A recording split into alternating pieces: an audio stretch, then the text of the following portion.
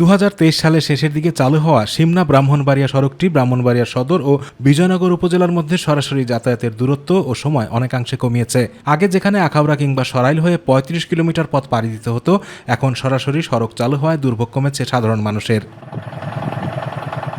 এই সড়কটি শুধু যাতায়াতের জন্য নয়, বর্ষাকালে হাওরের স্বচ্ছ জলরাশির সঙ্গে নীল আকাশের মিতালি দেখতে দর্শনার্থীদের জন্য জনপ্রিয় পর্যটন স্পটে পরিণত হয়েছে। এই সড়কটি সিমনা সড়কে যে সুন্দর একটা পরিবেশ আছে, যেটা হাওরের উপর দিয়ে গেছে, এই পরিবেশগুলো এত ভালো হয়েছে যে মানুষ বিভিন্ন জায়গা থেকে অনেক দূর দূরান্ত থেকে মানুষ এখানে ঘুরতে আসে।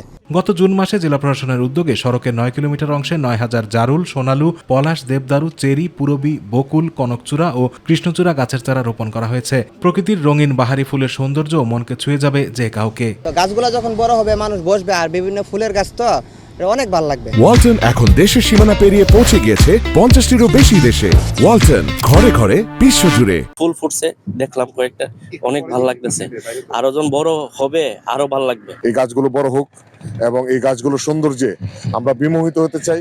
সিমনা ব্রাহ্মণবাড়িয়া সড়কটি পরিদর্শন করে এর সৌন্দর্যে মুগ্ধ প্রশাসনের কর্মকর্তারাও। আমাদের আসলে সেরকম যাওয়ার মতো জায়গা নাই যেখানে কিনা আমাদের ব্রাহ্মণবাড়িয়াবাসী হচ্ছে একটা ভালো সময় কাটাতে পারে। আমরা একটা উদ্যোগ নিয়েছি গাছ লাগানোর জন্য। দুই পাশে গাছ দুই পাশে থাকবে, যাতে অ্যাটলিস্ট একটা সৌন্দর্য বৃদ্ধি পায়। সেই সাথে গাছটা এমনিতে একটা প্রাকৃতিকভাবে একটা গুরুত্ব বহন করে। গাছের পরিচর্যা অবশ্যই প্রয়োজন। আমার মনে হয় যে অনেক ক্ষেত্রে এই পরিচর্যা নেওয়ার পরেও সংকট হয়। তা আমি এই ব্যাপারটা যেন আরো ভালো মতো দেখে সে বিষয়ে নির্দেশনা প্রদান করছি।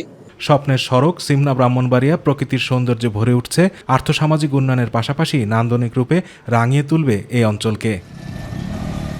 আতিকুর রহমান তিতাস, মাই টিভি।